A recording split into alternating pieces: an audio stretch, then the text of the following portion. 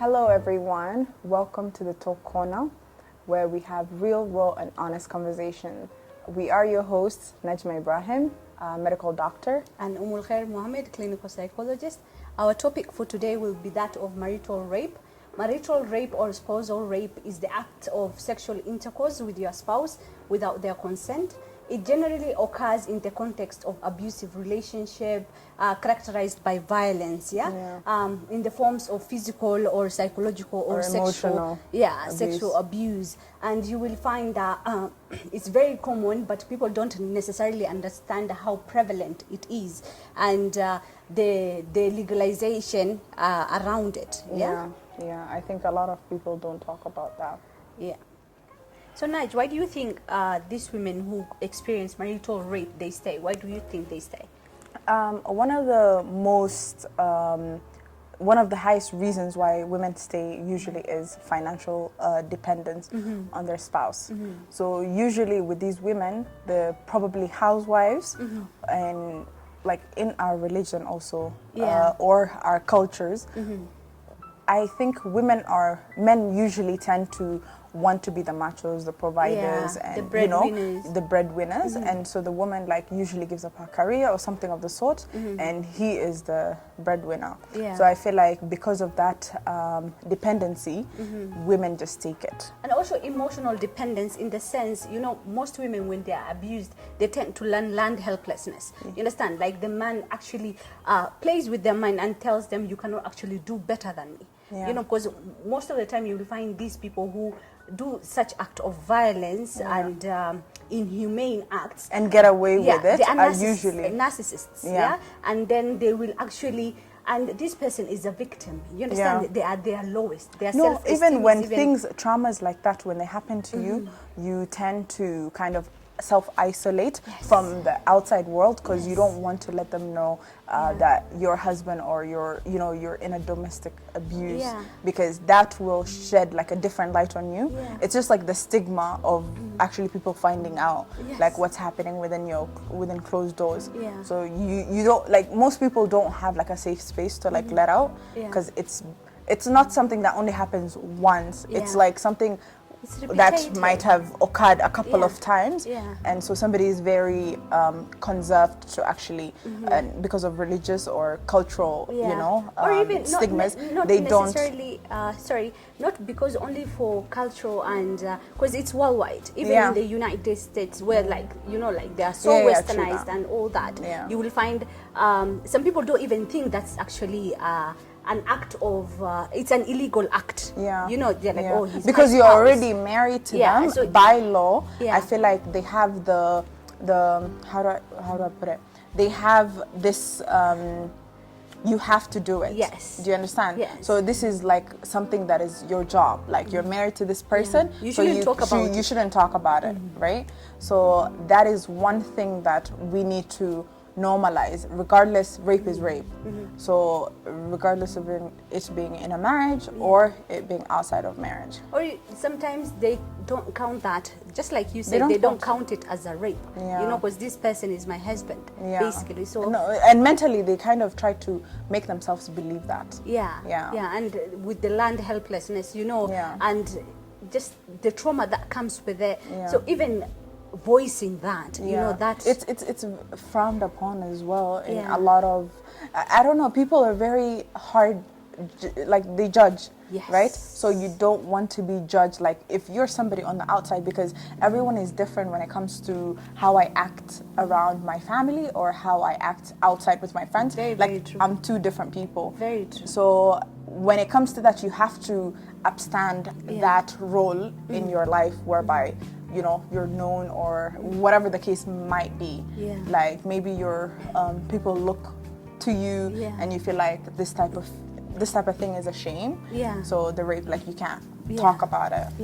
Which is such an unfortunate I know, it's very unfortunate to actually silently suffer in such a domestic abuse. And from someone who is supposed to take care of you, to protect you, and to be your everything. Like that person this is like for the rest of your life. That's your best friend. Yeah. That's your, you know, Your so better half. just your better half. Yeah.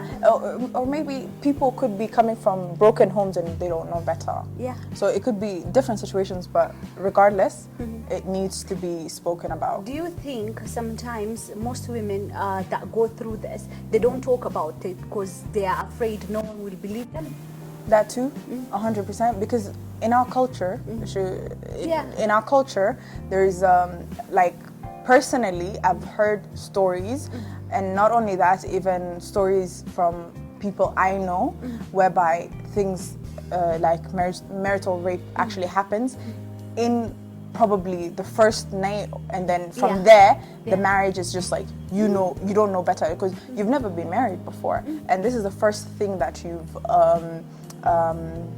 experienced. So it's like from there on, it's just like, you know, it can be happening again and again, but you don't know and better. you can't even differentiate it. Yeah, and since for us, like Islamically, we're, you know, obviously we don't have intercourse until we're married. Yes. So people never know what to expect, although like we teach people and whatnot. And we're taught at school and whatnot. Yeah, but it's different when you're experiencing it. Yes. You can be told one thing, but you experience something different. Yeah, but I think also that happens in arranged marriages. You understand? When the girl is... It's not even in not arranged... only that. Mostly it happens like, in arranged marriages. In the, like, let's say for the first night, you understand? Yeah.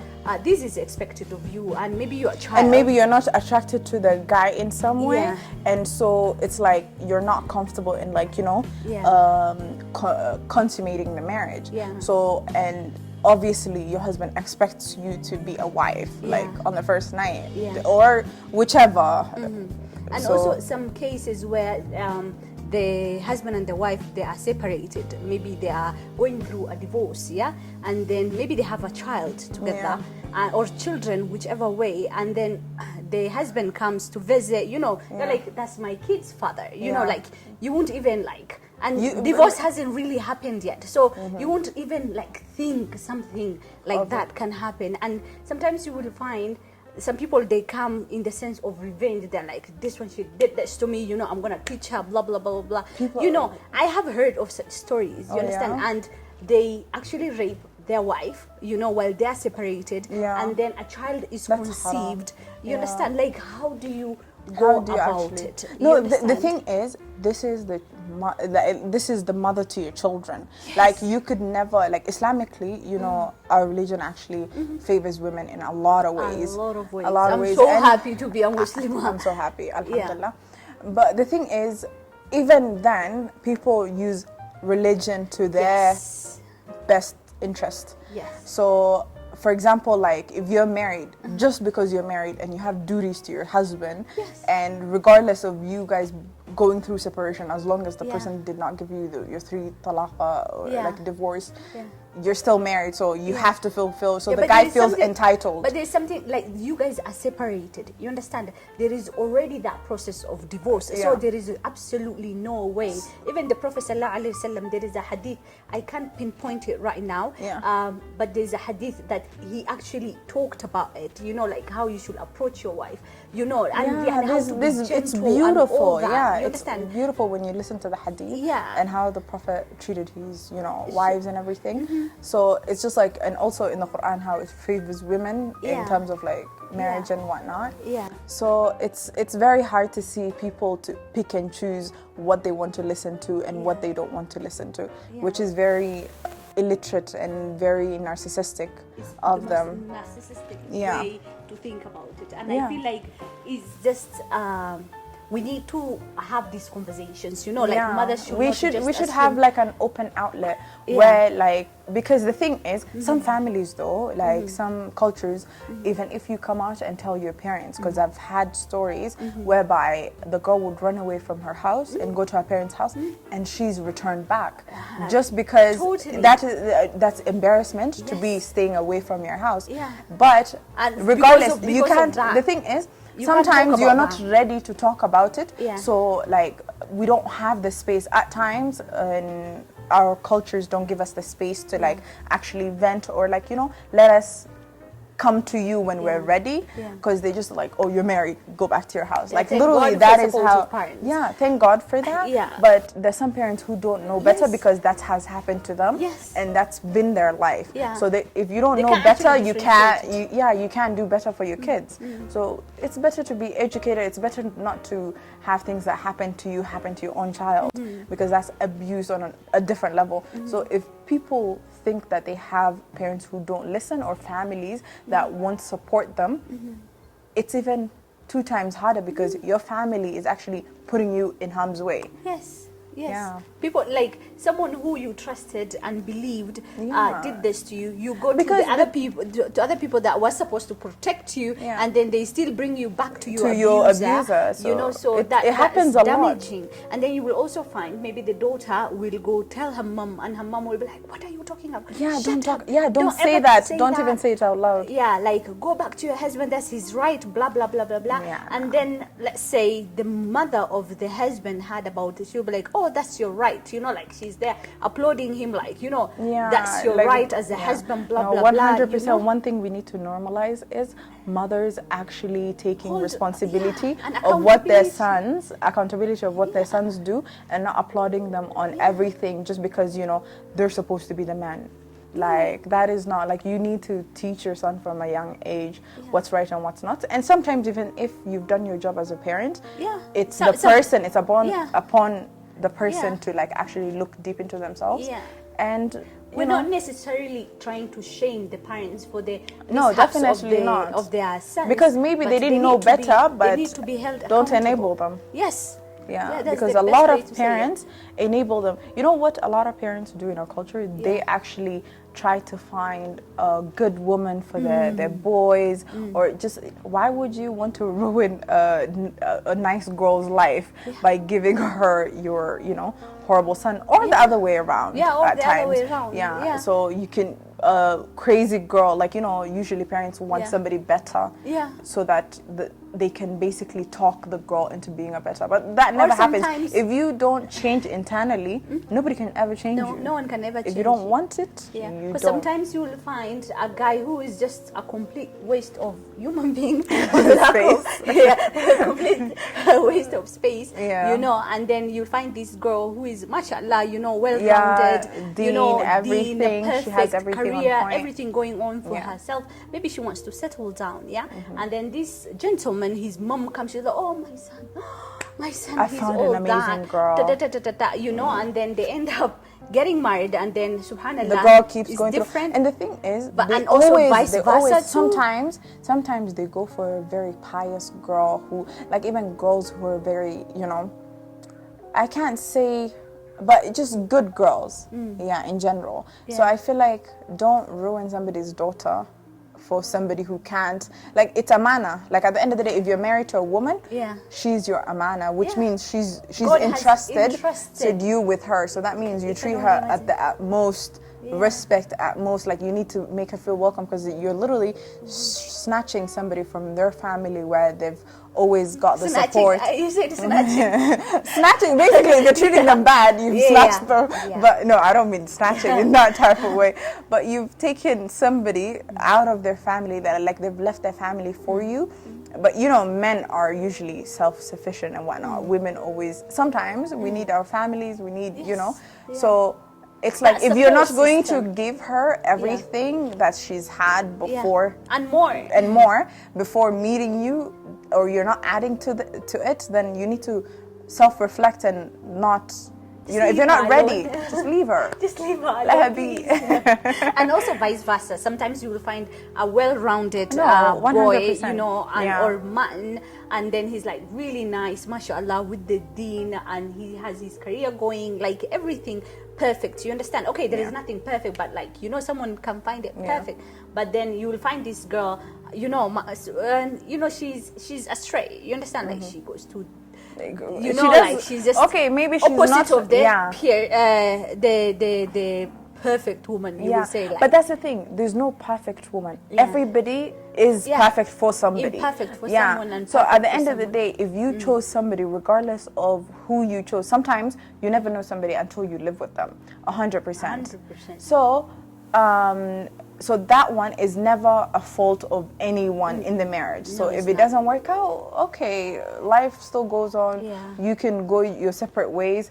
But I just feel like that toxicity, like, should never let anybody stay. However many children you have with the spouse, or however many times your parents take you back to him, like, at the end of the day, stand your ground. Don't let anything like that, you know, affect you mentally, because it just causes this. This video can be very long, but I don't know if you've watched Mufti Mink and this Abdullah, and how she was basically in a relationship with the Hassanat guy. Are those those Instagram people who are doing the ruqya and stuff? Yeah, they were doing the ruqya and stuff. And apparently she was coming clean yesterday. Yeah. Wow, I didn't watch that. Yeah. But anywho, it was just like she was in a marriage where her whole life changed because of what her husband was doing. She has a part to do with it. Yeah. But just in marriage, people, like, things don't could forget happen. yourself. Don't forget yourself. Like, however, it's like your family is always there. You can always go back, and regardless of you should have friends. You should have like an outlet where people actually listen to you. If it's not your family, your friends. If it's not your friends, like, just somebody at least. Like, if your husband was that for you, then, you know, I'm sorry, but if it's toxic, get out. But there's something very interesting that I always remember. My brother once told me, marriage is like a hole. Yeah, like, it's like a hole. Sometimes when you get married, you know, you can say you know this person for like 10 years, 8 years, 1 year, 1 month. You know, it's like that hole. Once you put your hand in it, you will either get honey, or you will either like be bitten by a snake, or like you will either get jewelry. So it depends. You really don't know. It's like a black hole. It's like just leap of faith and just seeing. And there's nothing wrong with that. There's nothing wrong with that. If it works out, it works out. Let's just normalize marriage not to be like if it doesn't work out, women or men to be shamed for it. Marital rape in a lot of countries is legal. You will find, for instance, a country like Kenya, there is no legal protection from marriage within the country, which is very, very sad. So with this said, we need stronger laws that criminalize this very horrible act. And let's be clear, rape is rape. Yeah, no sugarcoating that. Yeah, and let us know what you think in your comments. Have you ever heard of any story or any... Has it happened to you? Like, feel free if you want to share. If not, I hope this video has helped you in some way or the other. So we hope, like, this is going to be a series because marriage is vast and there's a lot of topics we have ready to give you guys. Hopefully we'll have it in series. So definitely watch out for this. Thank you for watching. Until next time, see you later.